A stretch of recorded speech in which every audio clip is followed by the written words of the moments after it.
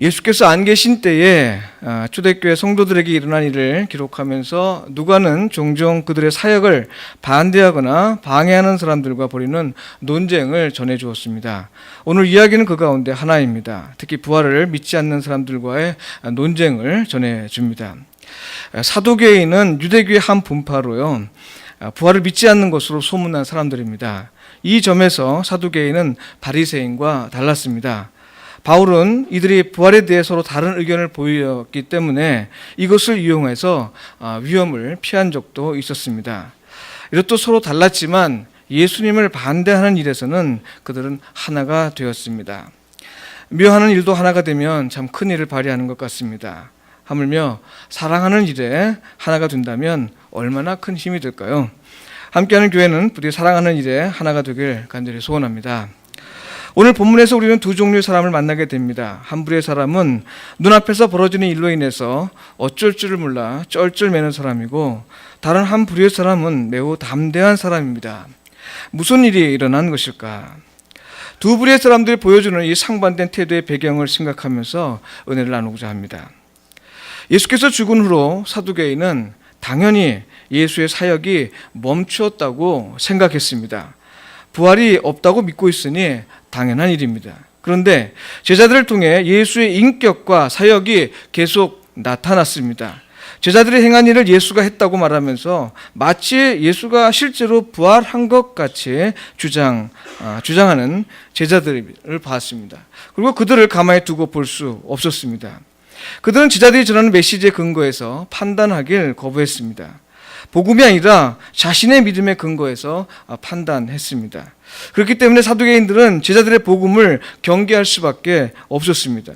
어떻게 이런 일이 일어날 수 있는지를 알아보고 그것에 따라 자신의 믿음을 수정하기보다는 오히려 복음을 부정하고 자신들의 믿음 체계를 사람들이 의심할 것을 염려하였습니다.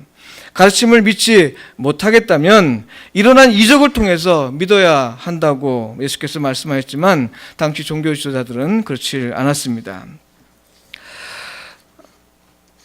하루는 부활을 믿지 않는 사두개인들과 종교 지도자들을 당황케 하는 일이 벌어졌습니다. 자신들이 믿지 않는 부활을 듣기 위해서 많은 사람들이 모여들었고 또 제자들의 선포에 귀를 기울인 것입니다. 사두개인들은 자신들이 믿지 못하는 일과 관련해서 사람들이 관심을 기울이는 것이 것 자체를 못마땅하게 생각했습니다. 그래서 제자들을 가두었습니다. 더 이상 부활에 대해 말하지 못하게 하고 또 사람들로 하여금 부활 복음을 듣지 못하게 했습니다. 그리고는 그 다음날 제자들에게 묻습니다. 너희가 무슨 권세와 누구의 이름으로 이 일을 행하였느냐? 이 말은 베드로와 요한이 나사렛 예수의 이름으로 안전뱅이를 일으키고 그 일을 계기로 힘차게 전한 예수의 부활 소식을 염두에 두고 한 말입니다. 마치 예수가 부활하여 살아있는 것처럼 말하고 다니는 것을 그들은 용납할 수 없었습니다. 그래서 이 사실을 제자들 스스로 부정하도록 억압하려는 목적으로 물었던 것입니다. 그들의 질문은 매우 추상적이었고 또 정치적이었습니다. 그들은 안진뱅이가 일어났다는 사실에 관심을 두지 않았습니다. 사실 이것은 불가능한 일이었기 때문에 이것이 가장 높은 관심의 관심거리에 했습니다. 그러나 그들 자신의 생각과 신념을 관철시키는 데에만 관심을 기울일 뿐이었습니다. 이에 비해 제자들은 어땠습니까? 특히 베드로는 마땅히 기울여야 할 일에 관심을 기울입니다. 그리고 그들의 추상적인 질문을 보다 구체적으로 이해합니다. 이 사람 곧 안진뱅이가 어떻게 구원을 받았느냐고 묻는 질문으로 이해합니다. 구체적으로 일어난 사건에 관심을 환기시켰고 바로 그 일을 일으킨 분이 부활하신 예수님임을 증거했습니다. 사당들이 부정하려고 했던 바로 그 일을 제자들은 더욱 구체적으로 또 담대하게 말합니다. 우회적으로 말하지 않았고요, 돌직구를 던진 것이죠. 베드로의 대답에서 주목할 일이 하나 있습니다. 안진뱅이가 일어난 일을 구원이라고 이해한 사실입니다. 이것은 대단히 놀라운 일이었습니다. 당시 사람들에게 구원은 의를 행하는 사람들에게만 주어지는 일이었기 때문입니다. 이에 비해서 40여 세는 될 때까지 안진뱅이로 지냈던 일은 하나님의 저주를 받은 일로 생각되는 그런 분위기였습니다. 그런데 바로 이런 사람이 저주받았다고 생각하는 바로 이런 사람이 구원을 받았다고 베드로는 말하고 있는데, 이 말을 그들에게는 굉장히 충격이었습니다. 게다가 베드로는 안진뱅이에게 구원을 주신 분이 그들이 죽인 예수라고 힘있게 증거하였습니다. 저주받은 자를 의롭다 하셨다 하는 말입니다. 게다가 이 일이 그들이 죽였다고 생각했고 또 죽었고 또 더 이상 부활하지 않았다고 생각했던 바로 그 예수에 의해서 일어났다는 사실을 듣고 그들은 큰 충격에 빠진 것입니다. 그러나 그들은 일어난 사실을 눈으로 직접 보았습니다. 안진뱅이가 일어난 것을 보았고 제자들의 복음이 사실임을 그들은 분명히 보았습니다. 그렇기 때문에 고민하지 않을 수 없었습니다. 성경에 예언한 대로 복음을 받아들이지 않는 자는 보고도 보지 못하고 들어도 듣지 못하는 사람들입니다. 예수님을 반대하는 사람들은 구체적으로 일어나는 사실을 보고도 보지 않으려고 했습니다. 제자들의 증거를 들었어도 듣지 않으려 했습니다. 오직 자신의 이론에 따라 현실을 보고 또 이해하려고 한 것입니다. 오직 자기의 믿음에 따라 현실을 보고 또 이해하려고 한 것이죠. 그러니 그들의 질문은 추상적일 수밖에 없습니다. 그러나 여러분, 예수님의 사역은 대단히 구체적인 것입니다. 병이 낫고 회개하고 이적이 일어납니다. 귀신 들린 자가 깨끗하게 되고 죽은 자가 일어났습니다. 이 모든 일들은 구체적인 것이었고 예수님의 사역이 하나님이 보내신 메시아로서 하신 힘을 증거하는 일입니다. 예수님을 믿지 못하면 예수님의 사역을 믿지 못합니다. 아무리 많은 증거를 보인다 하더라도 믿음 없이는 보이지 않는 것이 예수님의 사역입니다. 베드로를 통해서 또 제자들을 통해서 이루어진 이 사역들을 보고도 그들이 인정하지 않고 마치 듣고도 못 들은 척 하는 이 일들은 바로 그들이 예수님을 믿지 않았기 때문입니다.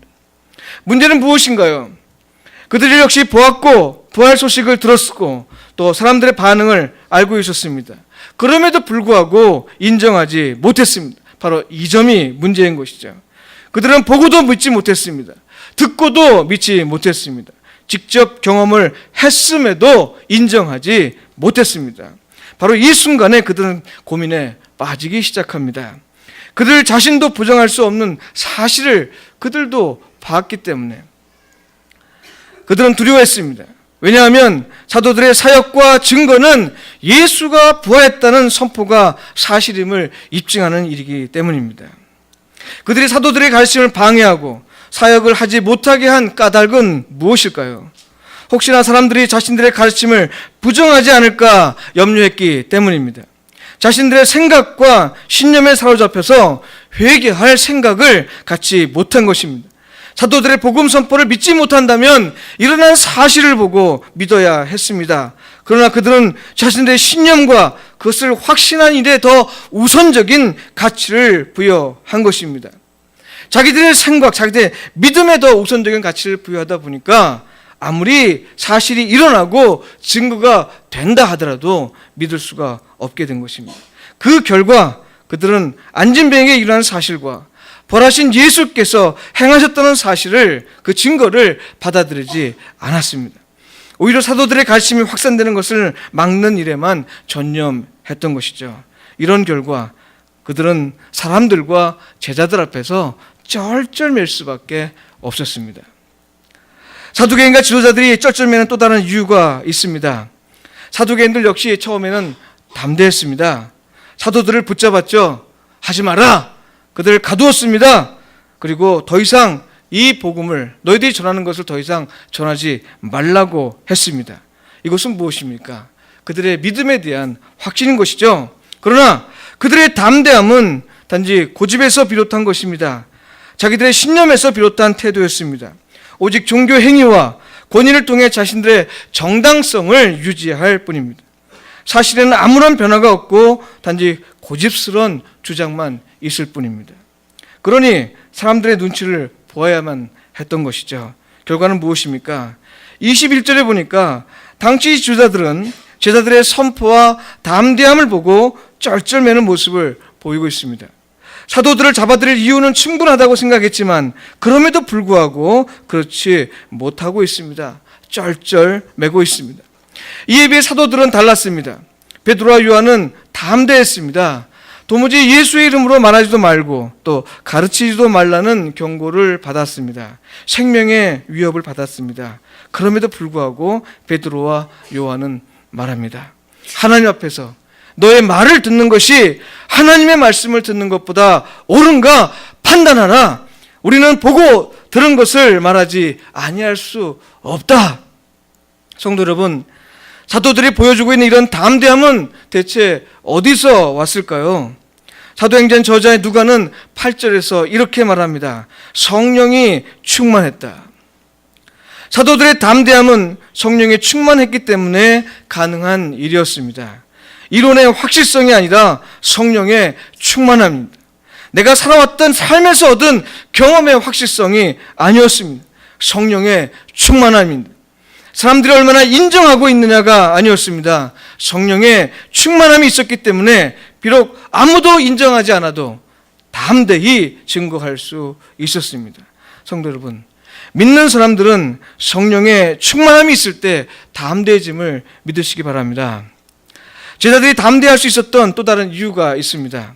21절에 보면 사도행전과 지도자의 쩔쩔매는 이유를 보면 제자들의 사역을 경험한 사람들 중에 하나님께 영광을 돌리더라. 하나님께 영광을 돌리는 사람들이 있었기 때문에 그들은 쩔쩔매었습니다. 하나님께 영광을 돌리는 일에는 누구도 대적할 수 없는 일입니다. 왜냐하면 하나님이 나타나시는 일이기 때문에 그렇습니다.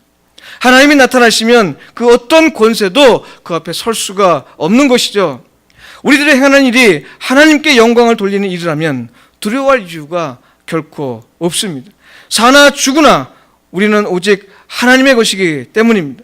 그럴 수 있는 먹든지 마시든지 무엇을 하든지 다 하나님의 영광을 위해 사는 사람들입니다. 이 일이 이루어지도록 할 때 우리는 세상 앞에서 담대해질 수 있습니다.